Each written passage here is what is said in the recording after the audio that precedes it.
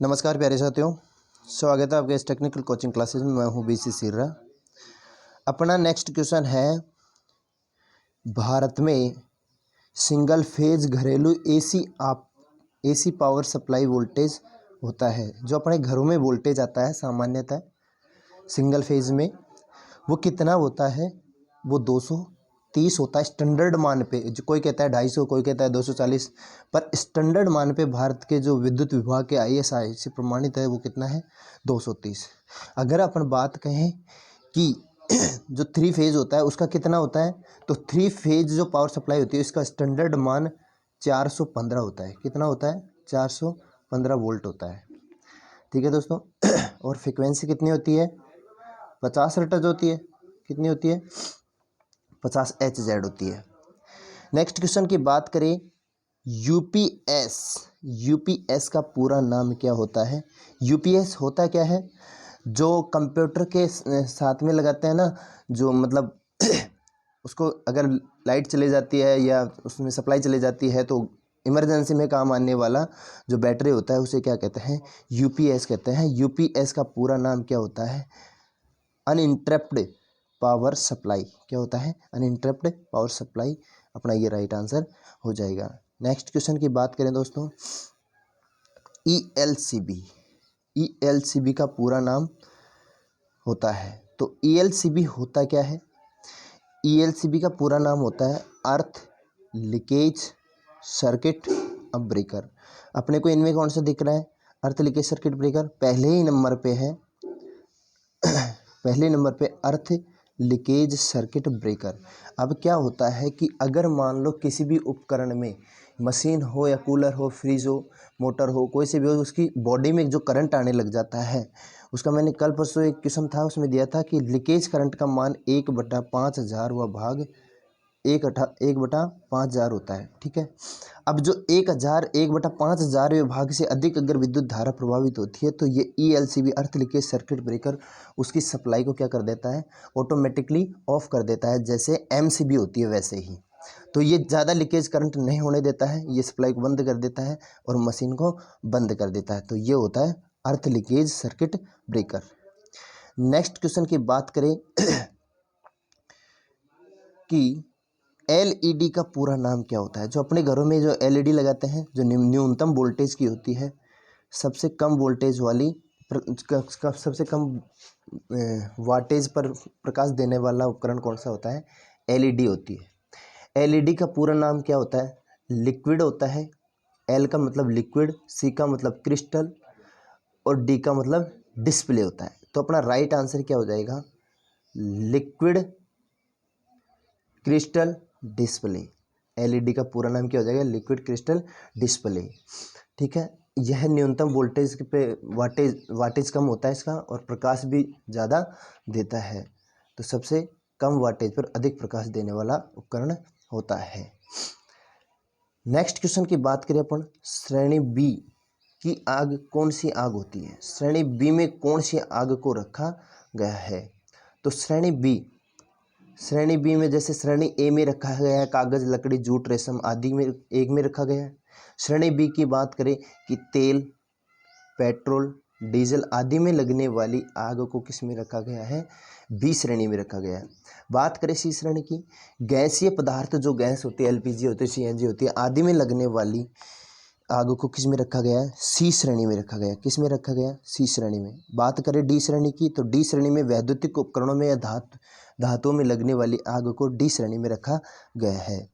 Next question की बात करें, हाइड्रोजन परमाणु में न्यूक्लियस, हाइड्रोजन परमाणु के न्यूक्लियस में, हाइड्रोजन परमाणु के न्यूक्लियस में, न्यूक्लियस का मतलब होता है नाभिक, और न्यूक्लियस में पाए जाने वाले इलेक्ट्रॉनों की संख्या क्या कहलाती है? हाइड्रोजन के परमाणु के न्यूक्लियस में न्यूट्रॉनों की संख्या ज्ञात करना। अब न्यूट्रॉनों की संख्या ज्ञात करने का मतलब ये है कि हाइड्रोजन का परमाणु क्रमांक कितना होता है? 1 होता है। कितना होता है? 1 होता है हाइड्रोजन का परमाणु क्रमांक। परमाणु क्रमांक होता है तो उसमें प्रोटॉनों की संख्या 1 होगी और न्यूट्रॉनों की संख्या क्या होगी? 0 होगी। क्या होगी? 0। क्या होगी, शून्य। न्यूट्रॉनों की संख्या क्या होगी, शून्य होगी। परमाणु क्रमांक सारणी है, उसे हाइड्रोजन का परमाणु क्रमांक कितना होता है, 1 होता है। नेक्स्ट क्वेश्चन की बात करें, चेतावनी के प्रतीक और आकार कैसा होता है। चेतावनी चिन्ह होते हैं, चिन्ह 4 प्रकार के होते हैं।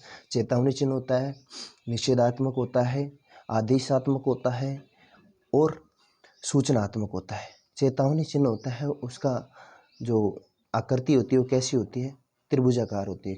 कैसी होती है, त्रिभुजाकार होती है ऐसी। ये जैसे लेजर बीम है, इस लेजर बीम का प्रतीक है। इसका बॉर्डर लाल क्या होता है, काला बॉर्डर होता है, काला चिन्ह होता है और इसका धरातल पीला होता है। ये कैसा होता है, त्रिभुजाकार होता है, यानी त्रिकोणीय। अपना राइट आंसर क्या हो जाएगा, त्रिकोणीय हो जाएगा दोस्तों। नेक्स्ट क्वेश्चन की बात करें, निम्न में से एक सेफ्टी डिवाइस नहीं है। कौन सा सेफ्टी डिवाइस नहीं है, तो सेफ्टी डिवाइस नहीं है सेफ्टी बेल्ट, जो किसी भी लाइन पर काम करते वक्त जो अपन यूज़ करते हैं अपने लटकने के लिए, तो वो क्या होता है, सेफ्टी बेल्ट। सेफ्टी शूज़, जो अपने पैरों में या नुकीली कोई चीज़ें पड़ी होती है वहाँ पे अपन शूज़ पहनते हैं ताकि अपने पैरों में किसी प्रकार की खरोच ना आए, जो वो क्या कहलाती है, सेफ्टी शूज़। वेल्डिंग कार्य करते समय जो अपन गूगल्स पहनते हैं, चश्मा पहनते हैं, वो क्या होता है, सेफ्टी गूगल्स। अगर बात करें अपन कॉम्बिनेशन प्लायर, इनसे सभी से हटके है, तो अपना राइट आंसर क्या हो जाएगा, कॉम्बिनेशन प्लायर एक सेफ्टी डिवाइस नहीं है। आपके घर के, नेक्स्ट क्वेश्चन है, आपके घर में शाखा परिपथ फ्यूज उड़ गया है, तो उड़े हुए फ्यूज को ठीक करने से पहले आपको क्या करना होगा। आपके घर में शाखा परिपथ में फ्यूज उड़ गया है, तो उड़े हुए फ्यूज को ठीक करने से पहले आपको क्या करना होगा। अपने को सोचना पड़ेगा कि फ्यूज क्यों उड़ा, कारण का पता लगाना पड़ेगा, फिर उस कारण को समाधान करके फिर अपन फ्यूज वापस लगाएंगे। तो देखो, जैसे इसमें अपना राइट आंसर कौन सा हो सकता है,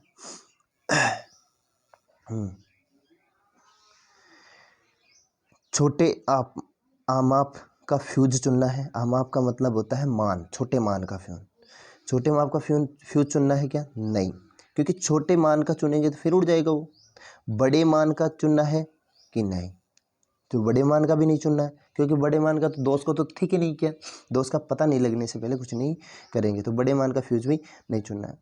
मैन प्रदाय की जांच करेंगे। मैन प्रदाय की मतलब सप्लाई की जांच करेंगे, सप्लाई की क्या जांच करेंगे, सप्लाई की जांच नहीं करेंगे, ठीक है।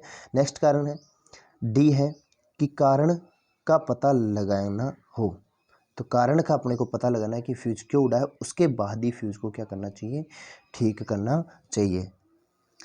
किस प्रकार के अग्निशामक का उपयोग विद्युत उपसर्गों में, किस प्रकार के अग्निशामक का उपयोग विद्युत उपसर्ग या अधिष्ठापन पर आग लगने पर किया जाता है। तो फेनिल टाइप या फोम टाइप, ये अपना नेक्स्ट ये है फेनिल टाइप या फोम टाइप, तो ये श्रेणी सी की आग में किया जाता है। किसमें, श्रेणी सी में किया जाता है, श्रेणी सी में किया जाता है फेनिल टाइप या फोम टाइप। गैसीय कारतूस जलपूर्ति, ये भी गलत है अपना, ठीक है। नेक्स्ट की बात करें कि श्रेणी विद्युतीय उपसर्गों में लगने वाले आग को हेलोन प्रकार के पदार्थ यूज किया जाता है। कौन सा, हेलोन प्रकार के पदार्थ यूज किया जाता है, ठीक है दोस्तों। चैनल को लाइक करना, सब्सक्राइब करना, और भी ज़्यादा सब्सक्राइब करना। अगर आप जितने ज़्यादा सब्सक्राइब करो, मैं उतने के बाद ही मैं आपके सामने लाइव क्लास लेके आऊँगा, ठीक है दोस्तों। ज़्यादा से ज़्यादा शेयर करना।